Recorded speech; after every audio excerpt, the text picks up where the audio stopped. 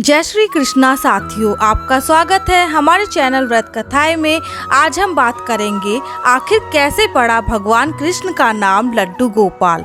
अगर आप हमारे चैनल पर नए हैं तो इसी प्रकार की कृष्ण लीलाओं के बारे में जानकारी के लिए हमारे चैनल को सब्सक्राइब कर ले और बेल आइकन नोटिफिकेशन ऑन कर ले, जिससे हमारी आने वाली सभी वीडियो आप तक सबसे पहले पहुँचे। तो चलिए वीडियो शुरू करते हैं। जैसा कि आप सभी जानते हैं, जन्माष्टमी का त्योहार बहुत धूमधाम से मनाया जाता है। लड्डू गोपाल को भोग लगाने के लिए तरह तरह के मिष्ठान बनाए जाते हैं। वैसे तो कान्हा जी का हर रूप मनमोहक है, लेकिन जन्माष्टमी के पावन अवसर पर नटखट लड्डू गोपाल की पूजा की जाती है।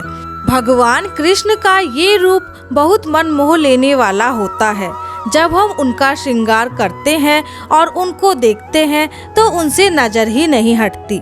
वो हैं ही इतने मनमोहना, मन करता है उनको देखते ही रहें।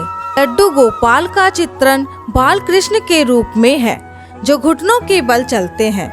उनके एक हाथ में लड्डू होता है। धार्मिक ग्रंथों में भगवान विष्णु के 10 अवतारों का जिक्र किया गया है और द्वापर में उन्होंने भगवान श्री कृष्ण के रूप में जन्म लिया।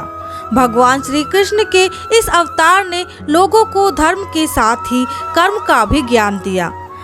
भगवान श्री कृष्ण के कई स्वरूपों की पूजा की जाती है, जिनमें से एक कान्हा जी का स्वरूप है, जिन्हें घरों में लड्डू गोपाल के रूप में पूजा जाता है और एक बच्चे की भांति उनका पूजन किया जाता है।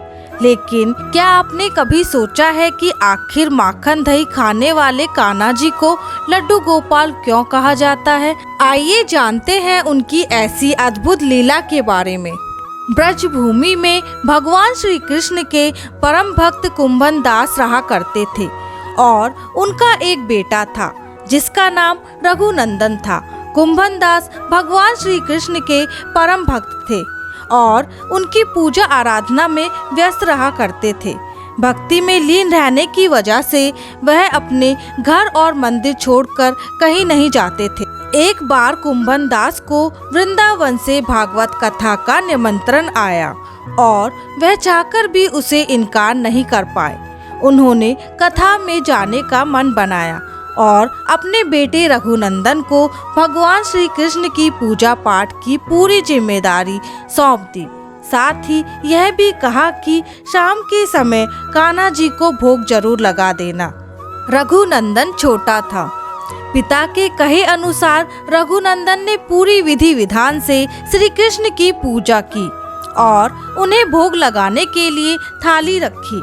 जब रघुनंदन ने भोग की थाली परोसी तो उसने सोचा कि भगवान अपने हाथों से भोग खा लेंगे, लेकिन ऐसा नहीं हुआ। बच्चा जोर जोर से रोने लगा।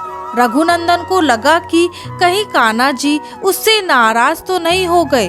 तभी बच्चे की रोने की आवाज सुनकर श्री कृष्ण भगवान से ना रहा गया और वह स्वयं बाल स्वरूप धारण करके रघुनंदन के सामने आ गए। रघुनंदन ने उन्हें प्रणाम किया और भोग की थाली नीचे रख दी।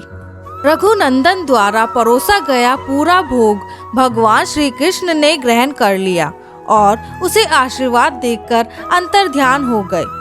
जब कुंभन दास घर वापस आए तो उन्होंने देखा कि भोग की थाली खाली है, जिसे देखकर वह हैरान हो गए। उन्हें लगा कि शायद बेटे को भूख लगी होगी और इसलिए उसने यह भोग खा लिया।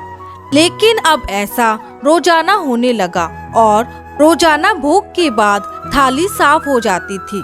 कुंभन दास ने देखा कि उनका बेटा रघुनंदन अब श्री कृष्ण की पूजा में उनसे ज्यादा दिलचस्पी लेने लगा है। इससे उन्हें एक शक हुआ। वो रघुनंदन का सच जानने के लिए एक मंदिर की दीवार के पीछे छिप गए और रघुनंदन को पूजा करते हुए देखने लगे। शाम के समय जब रघुनंदन कान्हा जी की पूजा करने लगा और फिर उन्हें भोग की थाली परोसने लगा, थाली परोसते ही सामने कान्हा जी बाल स्वरूप में प्रकट हो गए। जैसे ही कुंभन दास ने यह दृश्य देखा, उससे रहा नहीं गया और वह कान्हा जी के चरणों में आ गिरा। जिस समय कुंभन दास उनके चरणों में गिरे तब कान्हा जी के हाथ में लड्डू था और वह उसी रूप में वहां जड़ गए। भगवान श्री कृष्ण को गोपाल कहते हैं, लेकिन उस समय जब उनके हाथ में लड्डू था तो उनका नाम लड्डू गोपाल पड़ गया और जन्माष्टमी पर इनके इसी मनमोहक रूप की पूजा होने लगी। हाथी घोड़ा पाल की जय कन्हैया लाल की। साथियों, आशा करती हूँ कि आपको हमारी वीडियो पसंद आई होगी।